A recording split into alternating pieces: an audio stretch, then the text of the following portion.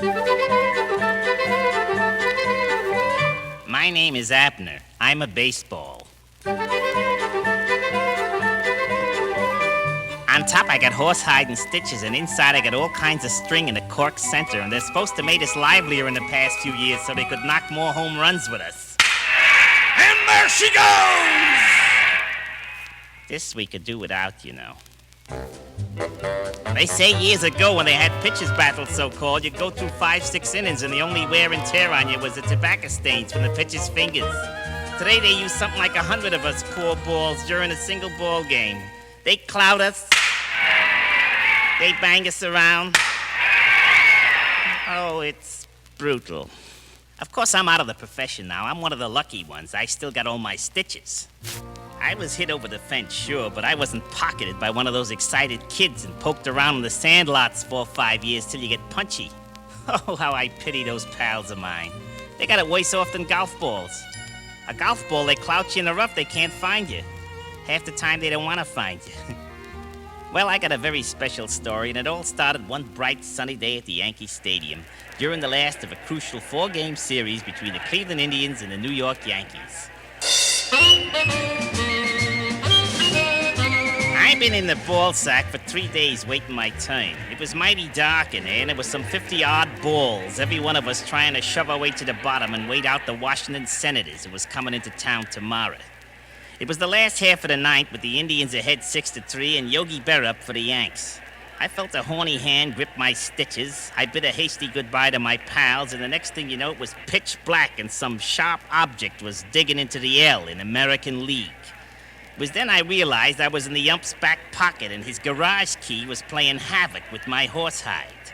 I peeked through the blue serge seat of his trousers, which was wearing mighty thin, and noticed a crowd of 50,000 eager beavers all screaming for Yogi to bang the brains out of my erstwhile friend and companion, Sal the Ball.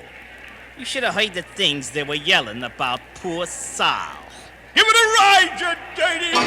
Blast it out of the park! Tear the cover off of that ball! Can you imagine someone tearing your skin off? Think it over, folks. Well, the next thing I heard was... Strike!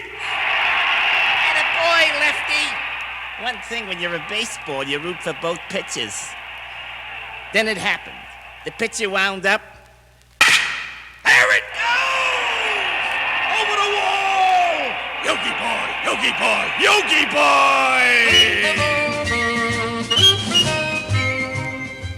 I couldn't see what was going on, but I had a queer feeling Sal was not long for this ballpark. And neither was I. A few seconds later, I felt the broiling hot sun on my tender horsehide and listened to the catcher and the pitcher talk it over. Too bad, Lefty. Well, he was due. How are we gonna work this next guy? Burn it right in there. Okay. The catcher was thumping me into that greasy glove and rubbing me up so terrible I thought he might have made a nick in me already and they'd throw me out of the game. But no such luck. They started to whip me around the infield as they usually do with a new ball. They call it a little pepper. Little pepper in there, boy! Ow! Little pepper in there, boy! Ow! Hey, little pepper in there, boy! Ow! This can be a frightening experience, especially when the third baseman's only 2-3 feet away from the shortstop. Little pepper in there, boy! Ow! At last, they were giving me back to the pitcher. Put a little dirt on it for you, Lefty. Uh-oh. Ooh. Ooh. Ever brush your teeth with dry sand? Play ball! Well, this was it. First, I heard some encouraging talk. He can't hit you, Lefty boy! Burn it past him, Lefty! He cannot smell you, Lefty boy! And then some terrifying statements all the way from the bleachers. Give it a ride, you dirty! Blast it out of the park! Tear the cover off of that ball! Oh, that last guy. I'll bet he's the life of the party. Well, here's the wind-up. This ain't no joke neither. Here I go. Strike! Well, that's one of them. Why, you robber? Uh-oh, a rhubarb. Watch your language, you'll go out, out, out. You got a bet on the game? Shut up, you'll go out, out, out. Why, you gutless, that does it. Out, out, out. Why, you double-crossing bottom of the deck stumble. Now, now, now. While all this was going on, I thought I'd grab a little nap.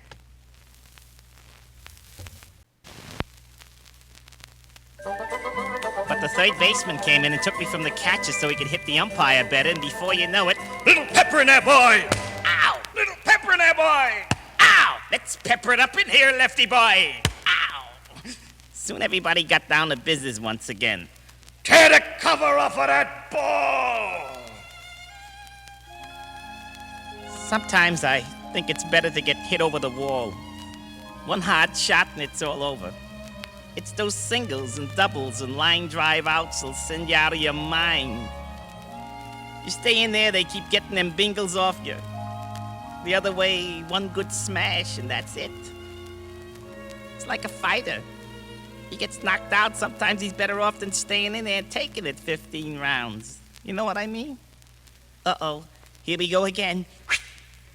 Ow! Look out! Some joke, I hit the announcer's booth. Everybody's laughing. What a scream, huh? Okay, back in play. Strike two. One more to go. The wind up and... Strike three! Little pepper in there, boy! Ow! Little life in there, boy! Ow! Little pepper in that old man! Ow! You can't win. Well, the next two batters walked and the pitcher was coming up and I felt mighty relieved. One more out to go and it'd be all over. Pop up, pop up, pop up, I kept saying over and over to myself. The pitcher pops up, the pitcher pops up. Wait a minute. Last half of the ninth, 2 out. What pitcher? Then I heard the announcement over the loudspeaker. Number 7, Mantle, coming up to bat for Canada. My cork heart sunk to the inside of my twine. Mickey Mantle. Oh, what a clout this guy could give me. I started to imagine all kinds of crazy things as I seen him emerge from the dugout swinging 5 or 6 bats. Maybe he just gets hold of a piece of me and twists me permanently out of shape. Maybe he fouls me off about 45 times and I lose my marbles for good. Maybe he sends me on a line drive into the corner of a hot dog griddle. Oh, I was going nuts thinking the most horrible and grisly thoughts. They were brought to a quick stop by the usual guys. Wallop it out of the park, Mickey boy! Murder the ball, Mickey boy! Tear the stitches out of it and send it to Weehawken! Oh, how I hated that guy. Then come that old feeling, that crazy pitcher's wind-up. Ow! Ball! What a relief. They didn't even pep me around this time. With Mickey up, they were afraid he'd steal first. The catcher waved timeout. He came towards the rubber. Keep it high and a little outside. Let him hit it. The bleachers are 450 feet away. Let him hit it. Let him hit it. Well, maybe he's right. A long fly ball, I'll be caught, then I can get a good night's rest. Okay, catcher, I'm with you. The pitcher took a short wind-up and let me go, high and outside. But Mickey stepped into me and let me have it. I felt myself sailing through the air as though I'd just been released from a rocket gun. Up, up, up I soared, and the crowd roared and roared and roared. The higher I went, the more they roared. I saw the bleachers way, way down below, like from a flying saucer. I was flying over the bleachers. That's tearing the cover off of it, Mickey boy!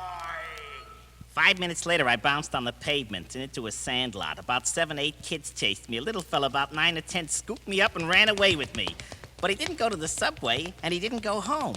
He was headed back to the ballpark.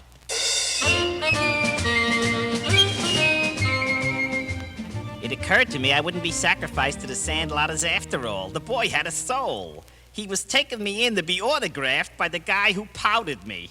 In the locker room, a man gave the kid $50 and a new ball for me, and everybody was all excited like I was an heirloom or something. Even Casey Stengel kissed me. Suddenly, I realized what it was all about. Mickey had hit me for the world's longest home run.